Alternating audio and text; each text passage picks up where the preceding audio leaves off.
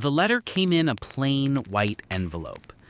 No return address, no condolences, just the cold black stamp of the HOA. It was exactly 3 weeks after Max passed away. I still hadn't put his leash back in the drawer. His food bowl sat in the corner, stainless steel catching the morning light like it was waiting for him to come back. The silence in my house was so loud it hurt. Every time the wind rattled the blinds, I still expected the thump of his paws charging down the hallway. But instead of comfort, instead of sympathy from my so-called community, I got this, a violation notice. I tore it open standing in my driveway. The paper crackled like it was mocking me. My hands were trembling before I even read the words. But when I did, my stomach dropped. Unauthorized structure in public common space.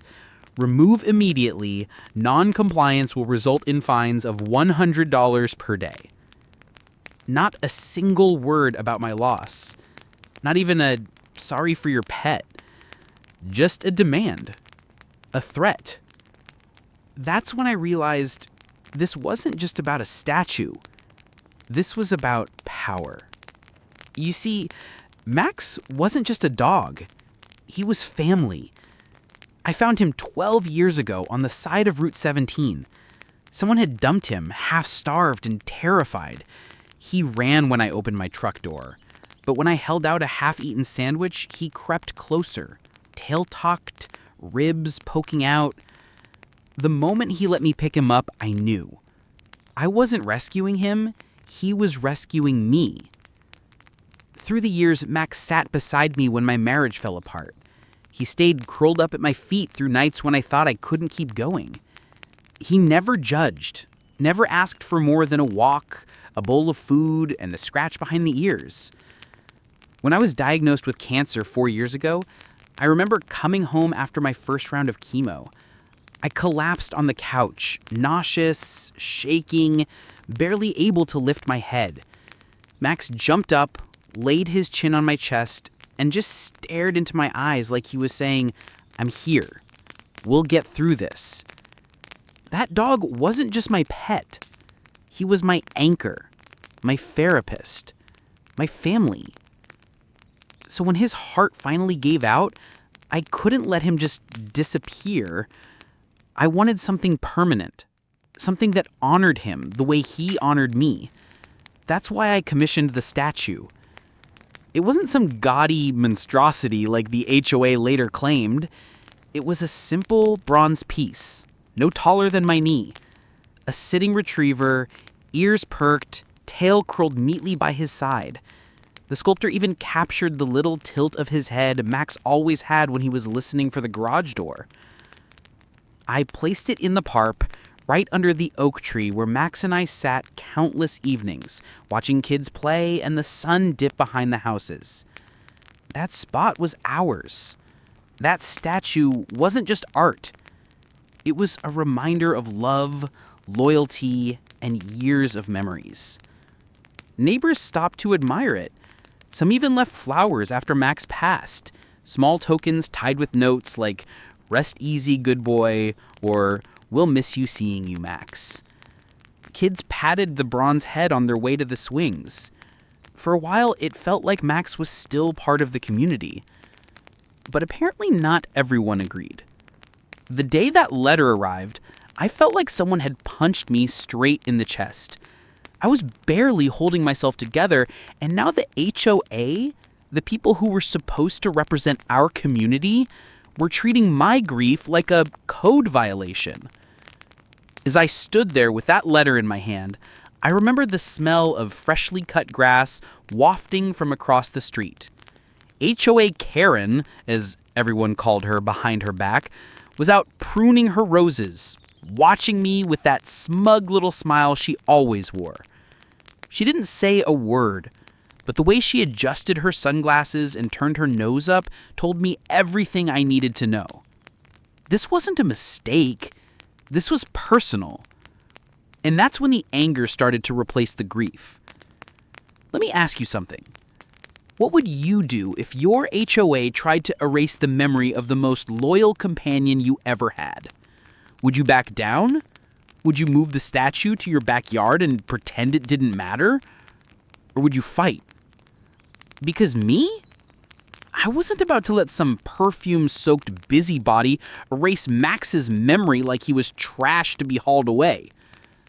And here's the part she didn't know.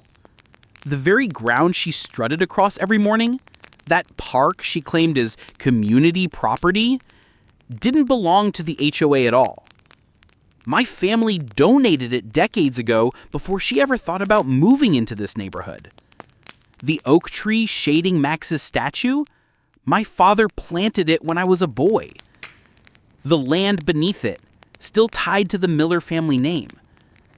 Karen thought she was picking a fight over a statue. What she didn't realize was that she'd declared war on her own HOA, and I had weapons she couldn't even imagine. Before we go any further, let me back up. Because if you're going to understand why this fight mattered, you need to know who I am and what this neighborhood really stands on. My name's David Miller. I'm 48 years old, a mechanic by trade, and someone who's lived in this town my entire life. I'm not fancy. I don't own a mansion or drive a shiny imported car. I've got a modest ranch house, a beat-up Ford that still runs because I know how to keep it running, and a garage full of tools that have seen more grease and sweat than some people see in a lifetime. But what I do have is history here. My father, John Miller, bought our land in the 1960s, back when this whole area was nothing but farmland and woods. He was a Korean War vet, a no-nonsense kind of man, worked with his hands, believed in fairness, believed that if you had something to give back, you gave it. That's exactly what he did in the 1980s. When the town was expanding and developers were drooling over every open acre, my father donated a slice of our land to the community, a 5-acre stretch that became Miller Memorial Park. He didn't do it for glory. He didn't do it for tax breaks. He did it because he wanted kids to have a place to play ball, families to have a place for picnics, and neighbors to gather under the shade of the oaks he planted himself. I still remember helping him dig those holes as a boy, my small hands on the shovel next to his calloused ones.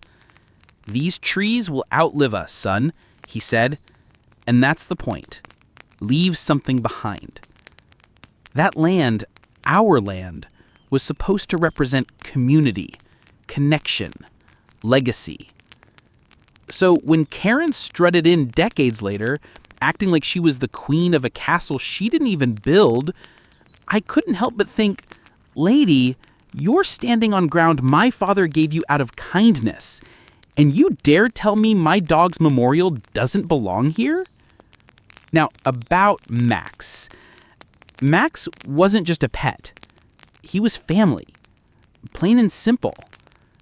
If you've ever had a dog who was more than just a dog, you'll understand.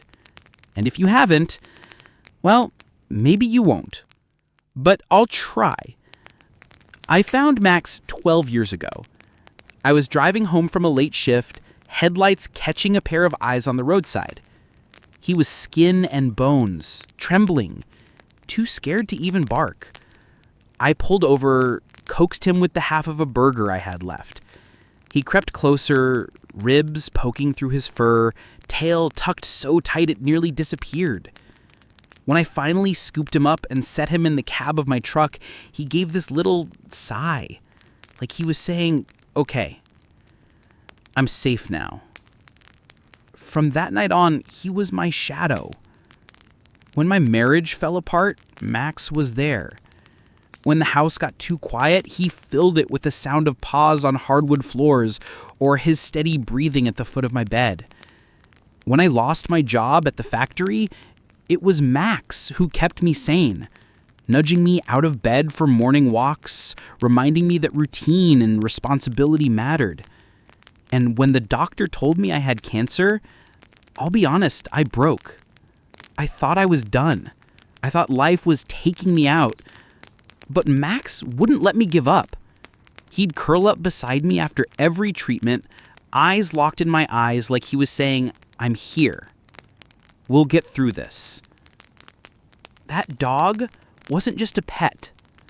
He was my anchor, my therapist, my family. So when his heart finally gave out at 12 years old, it wasn't just losing a pet. It was like losing the last piece of stability I had. That's why I couldn't just bury him in the backyard and move on.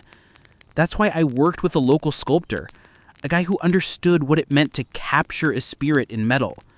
He made that bronze retriever statue simple, clean, dignified.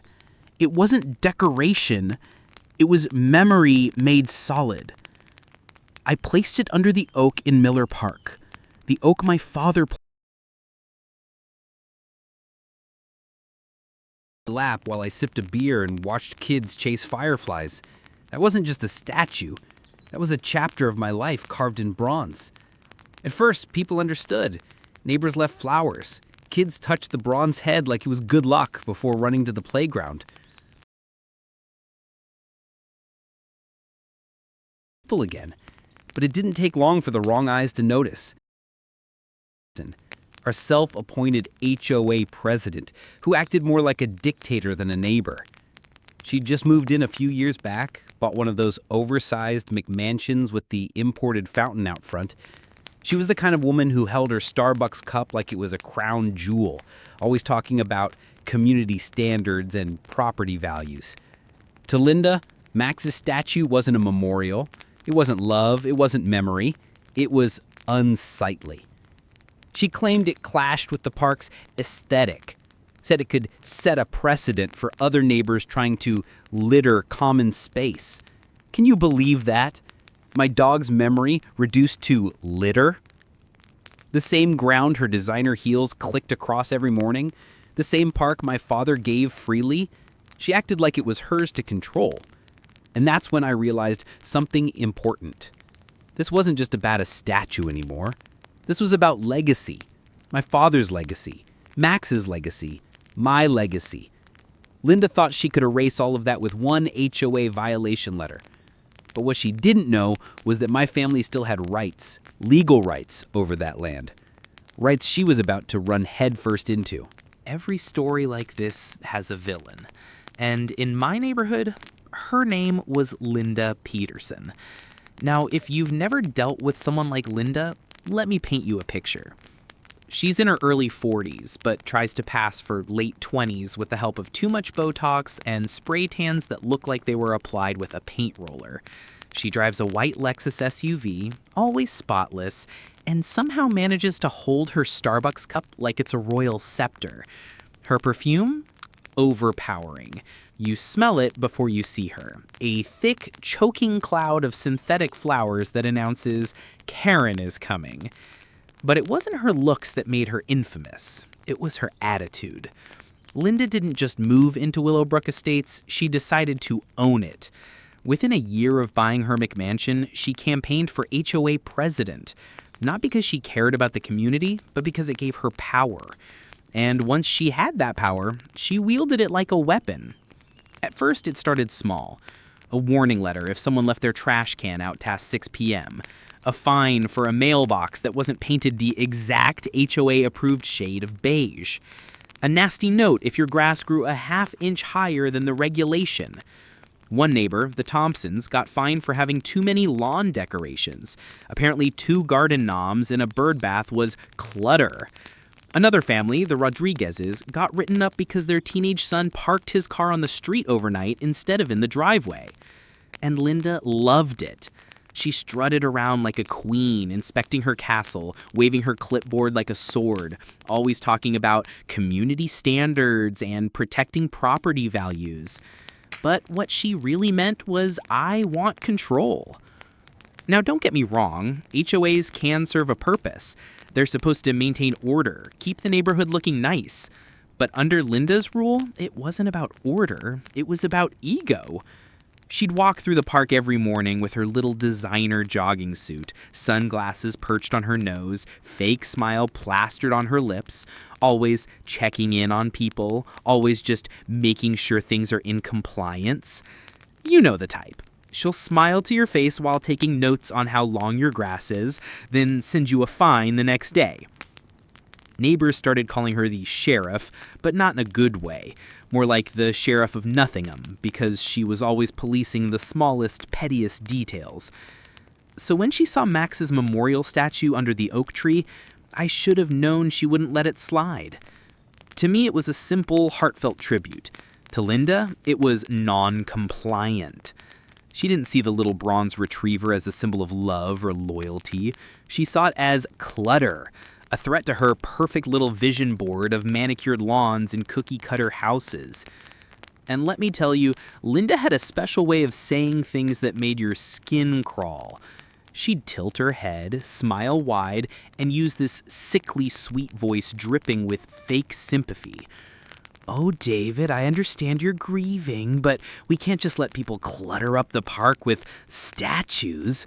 What if everyone did that? It's just not fair to the community." Fair? Really? Fair was my father donating the land for that park in the first place. Fair was the neighbors who loved the statue, who left flowers and notes.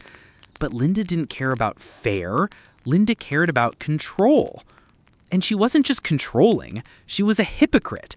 She fined me $100 a day for my statue, but her own house, she had 3 massive stone lion statues flanking her driveway. Not HOA approved, by the way. But did anyone dare fine her? Of course not. She was the president. She fined the Wilsons for painting their shutters the wrong shade of blue, but her imported Italian fountain in the front yard wasn't in any HOA design guide. Rules didn't apply to Linda. Rules were weapons she used against everyone else. That's the thing about power-hungry people like her. They always think they're untouchable. When she handed me that violation notice, she probably thought it was the end of the conversation, that I'd back down, remove the statue, and quietly lick my wounds while she strutted around, satisfied with another victory. But she underestimated me. And she underestimated the one thing she didn't know. That park she marched through like it was her kingdom, the land she believed gave her authority to dictate what was allowed and what wasn't, it wasn't hers. It wasn't the HOA's. It was mine. And that's where things started to unravel for her. Because if there's one thing bullies like Linda hate more than anything, it's when someone they thought was powerless suddenly fights back. And trust me, I wasn't just going to fight. I was going to dismantle her little empire one piece at a time.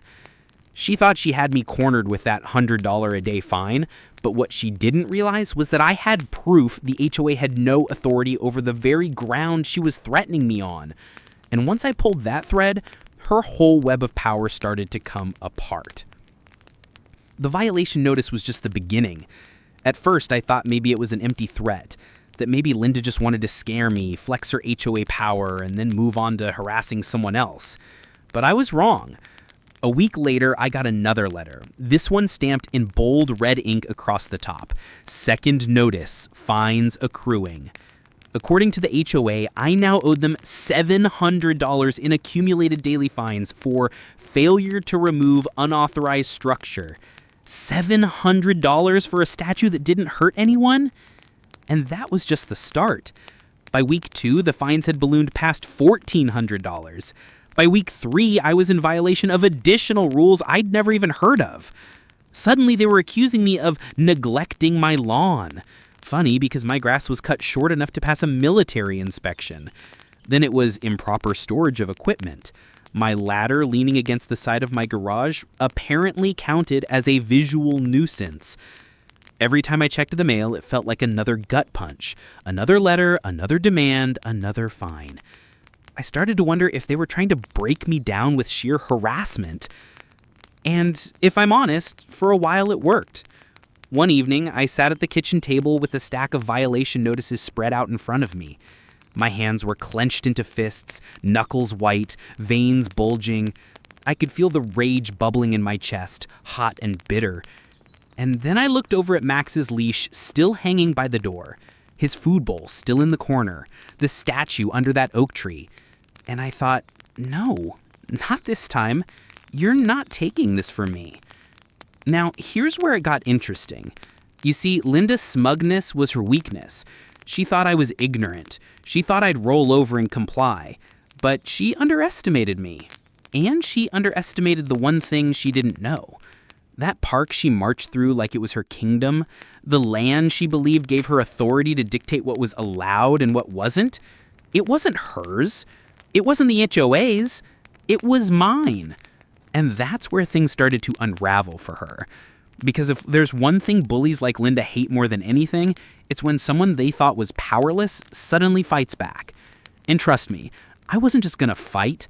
I was going to dismantle her little empire one piece at a time. She thought she had me cornered with that $100 a day fine. But what she didn't realize was that I had proof the HOA had no authority over the very ground she was threatening me on. And once I pulled that thread, her whole web of power started to come apart. The violation notice was just the beginning. At first I thought maybe it was an empty threat, that maybe Linda just wanted to scare me, flex her HOA power, and then move on to harassing someone else. But I was wrong. A week later, I got another letter. This one stamped in bold red ink across the top. Second notice, fines accruing. According to the HOA, I now owed them $700 in accumulated daily fines for failure to remove unauthorized structure. $700 for a statue that didn't hurt anyone. And that was just the start. By week 2, the fines had ballooned past $1,400. By week 3, I was in violation of additional rules I'd never even heard of. Suddenly, they were accusing me of neglecting my lawn. Funny, because my grass was cut short enough to pass a military inspection. Then it was improper storage of equipment. My ladder leaning against the side of my garage apparently counted as a visual nuisance. Every time I checked the mail, it felt like another gut punch. Another letter, another demand, another fine. I started to wonder if they were trying to break me down with sheer harassment. And if I'm honest, for a while it worked. One evening, I sat at the kitchen table with a stack of violation notices spread out in front of me. My hands were clenched into fists, knuckles white, veins bulging. I could feel the rage bubbling in my chest, hot and bitter. And then I looked over at Max's leash, still hanging by the door, his food bowl still in the corner, the statue under that oak tree. And I thought, no, not this time. You're not taking this from me. Now, here's where it got interesting.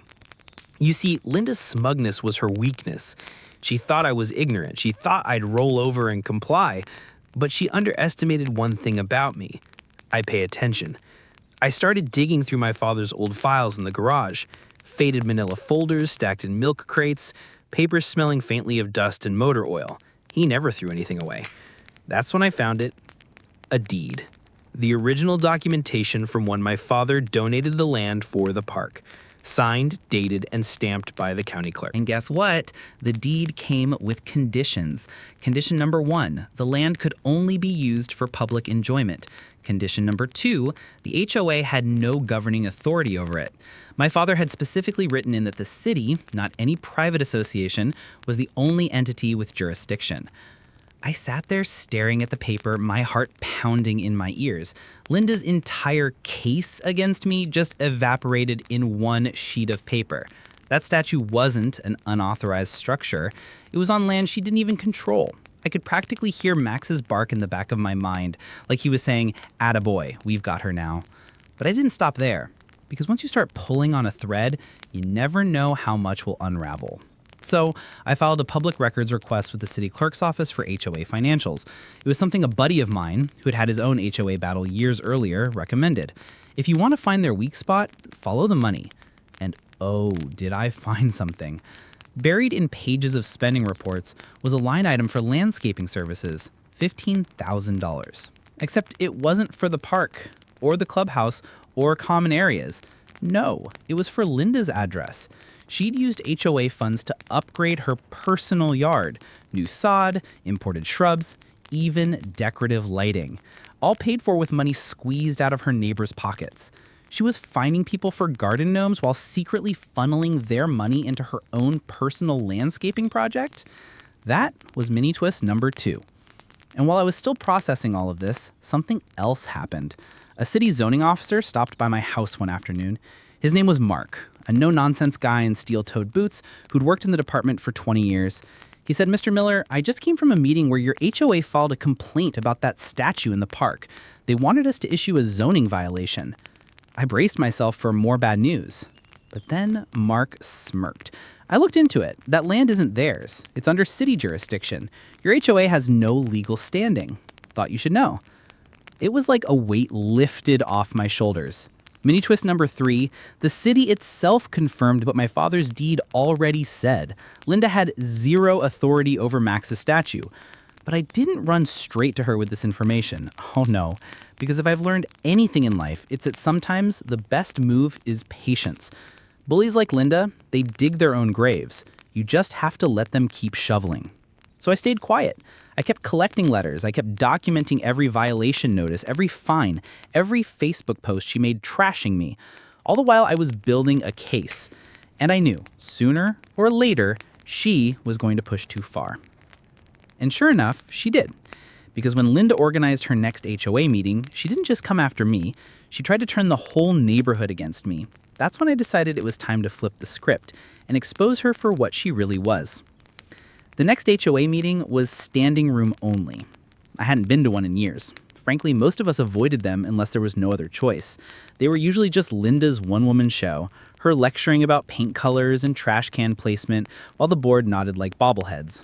But this time, she wanted an audience. She posted in the neighborhood Facebook group, calling it a special meeting to address unauthorized structures and community compliance. Translation, she wanted to drag my name through the mud in front of everyone. When I walked into the clubhouse, I could feel the tension in the air. Scraped against the tile as neighbors shuffled to get a better view. Some gave me sympathetic nods, others avoided my eyes, clearly nervous about being seen siding with me. And there she was, Linda, perched at the front table in her taser, hair sprayed into a helmet, lips stretched in that fake smile that never touched her eyes. She had a stack of papers in front of her, ready to perform. "Let's come to order," she announced, tapping her pen against her clipboard. "We have a serious violation to discuss tonight. A statue, unauthorized, unsightly, and in direct violation of community standards." She let the word "R" linger like she owned the place. Murmurs rippled through the crowd. Some people glanced at me, others at her. Linda continued, her voice syrupy sweet.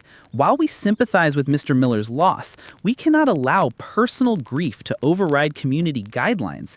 If the statue is permitted, what's next? Memorials? Plaques? Grave markers? This is a slippery slope, and we must protect property values." Protect property values. Her favorite phrase. I waited until she finished her little speech, then stood up slowly. "Linda," I said, keeping my voice calm, "before you go any further, let's clarify something. That park you're talking about, it's not your park. It's not the HOA's park. It was donated by my father, John Miller, in 1983, and I have the deed right here." I held up a manila folder, the edges worn, the county seal still visible on the papers inside. A few people in the back leaned forward to see. Linda's smile faltered for a split second before she recovered. "That's irrelevant," she snapped. "We maintain the park. Therefore, we have authority." I shook my head. Actually, no. The deed specifically states that the land is under city jurisdiction, not HOA authority, which means you don't get to decide what's allowed there. A ripple of whispers went through the crowd. Now, here's where I decided to drop my first mini twist. Also, I added, flipping another paper on the table, I filed a records request with the city clerk. Turns out the zoning department agrees. They confirmed this HOA has zero legal standing. Linda's eyes narrowed. That's ridiculous," she stammered. We've always... Doesn't matter what you've always done. What matters is what's legal. And legally, you don't have a leg to stand on. A few people chuckled. Someone in the back muttered, "He's right." Linda's face flushed red. She wasn't used to being challenged in public, so she did what bullies always do when cornered. She went on the attack.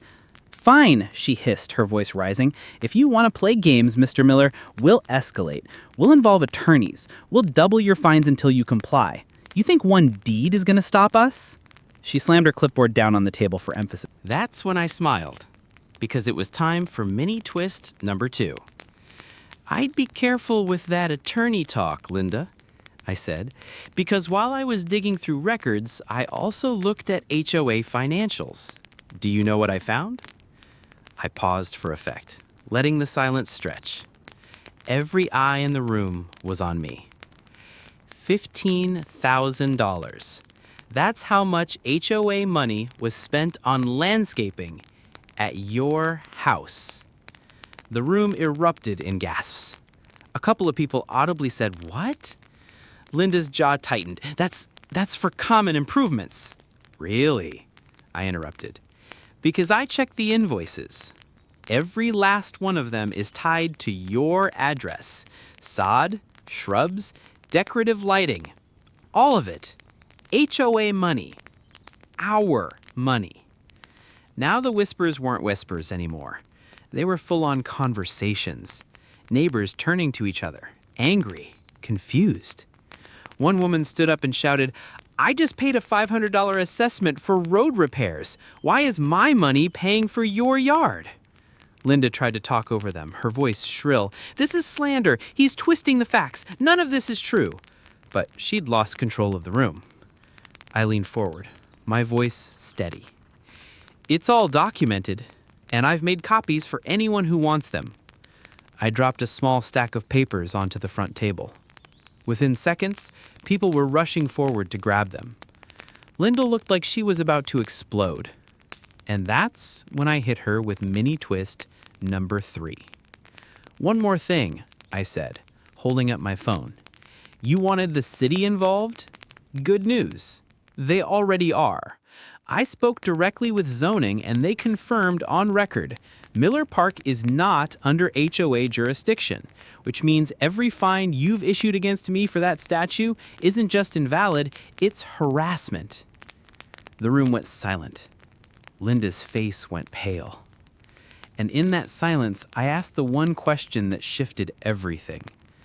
"So, tell me, neighbors, are you okay with an HOA president who misuses your money, lies about her authority, and bullies people who are just trying to grieve?" It was like flipping a switch.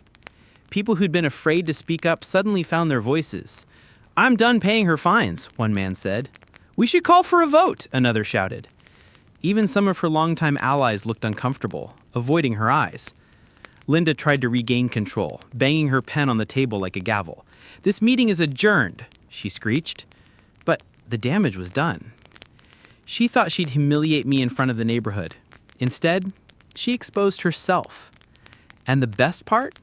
I hadn't even played my strongest card yet. Because while Linda was busy melting down in front of her neighbors, I was sitting on information that would completely destroy her authority.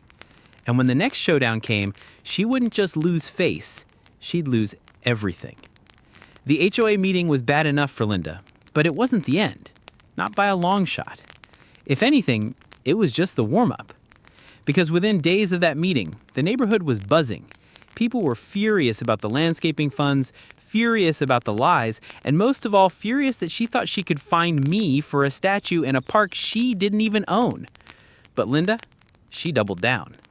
Instead of apologizing, she sent out another HOA bulletin, this time accusing me of spreading misinformation and inciting hostility against the board. She even threatened to place a lien on my home if I didn't pay the fines. That was her biggest mistake, because that's when I decided it was time to bring out the heavy artillery.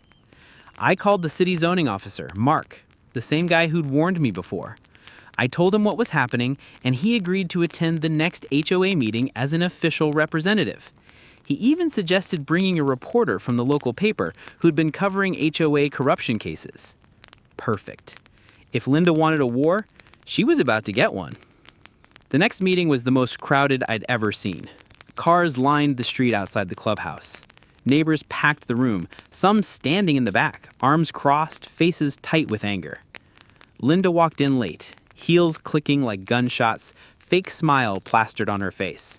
She looked around the room and froze when she saw Mark and the reporter sitting near the front. Her smile twitched, but she forced it wider.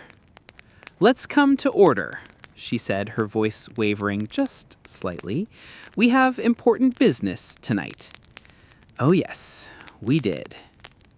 Linda launched into her usual script, talking about community values and protecting property aesthetics. Then she turned her eyes on me. "Mr. Miller continues to defy the rules of this community. Despite repeated notices, he refuses to remove an unauthorized structure from our park. We must now consider legal action." I stood up slowly. "With all due respect, Linda, you're lying. Again." A murmur ran through the crowd. Linda's face tightened. "Excuse me? You heard me. You don't own Miller Park. The HOA doesn't own Miller Park. My family donated that land to the city decades ago, which means your fines, your threats, your lien notice, all of it is illegal." The room erupted in whispers. Linda tried to talk over them, her voice shrill. "That's not true. The HOA has managed that park for years." That's when Mark, the zoning officer, stood. His voice was steady, official. "I'm Mark Davis, zoning enforcement for the city of Willowbrook. I've reviewed the deed and the zoning records. Miller Park is city jurisdiction. The HOA has no governing authority there. Mr. Miller is correct. These fines are not enforceable." Gasps, cheers. A few people clapped. Linda's face went white. But I wasn't finished. "Since we're talking about enforcement," I pulled a folder from my bag, "let's address the $15,000 Linda spent on landscaping at her own house using HOA funds." I dropped copies of the invoices on the table. The reporter leaned forward, scribbling notes. Neighbors surged toward the front, grabbing copies, reading them out loud. 15,000? All at her house? She's been stealing from us. Linda tried to shout over the noise.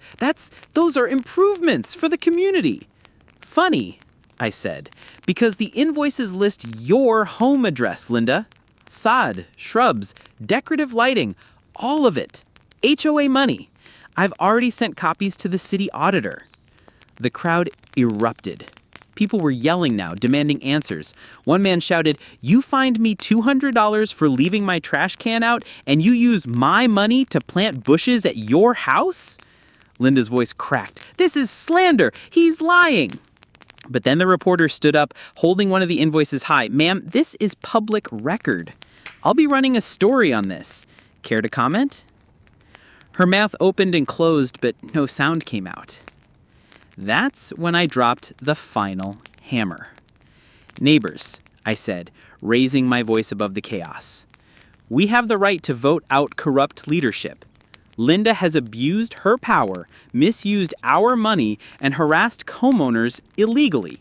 I move that we hold a vote right here, right now, on her removal as HOA president." For a moment, the room was dead silent. Then, like a wave, voices rose. "I second that motion. Let's vote. Get her out." Hands shot into the air. Nearly every person in that room voted to remove her.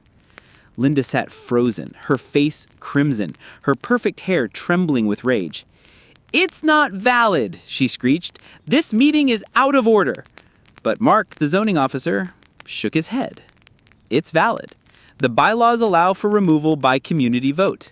And you just lost." The cheers were deafening. Neighbors clapped, shouted, even hugged each other. Linda, she gathered her papers in silence, shoved them into her bag, and stormed out. Her heels echoed like a funeral march. As the door slammed behind her, I looked at the crowd and felt something I hadn't in weeks. Peace. Max's statue was safe. My father's legacy was safe.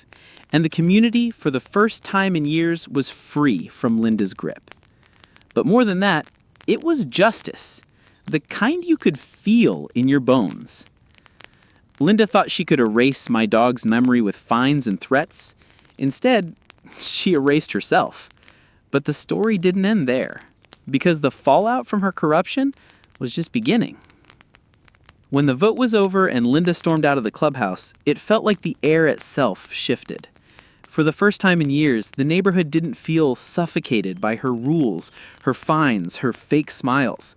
The tension that had hung over Willowbrook Estates finally snapped, replaced by something lighter: relief. Neighbors who'd been whispering and avoiding eye contact for months were suddenly talking openly, laughing, hugging. People walked up to me, shaking my hand, clapping me on the back. "Thank you, David. You stood up for all of us. I thought we'd never get rid of her." It wasn't just about Max's statue anymore. It was about proving that one person's greed and ego couldn't strangle an entire community. But justice didn't stop at that meeting. Within a week, the local paper ran a front-page story: HOA president ousted over corruption and illegal fines. It detailed everything: Linda's misuse of funds, her bogus fines, and the vote that removed her. The reporter even printed a photo of Max's statue under the oak tree, calling it a symbol of loyalty stronger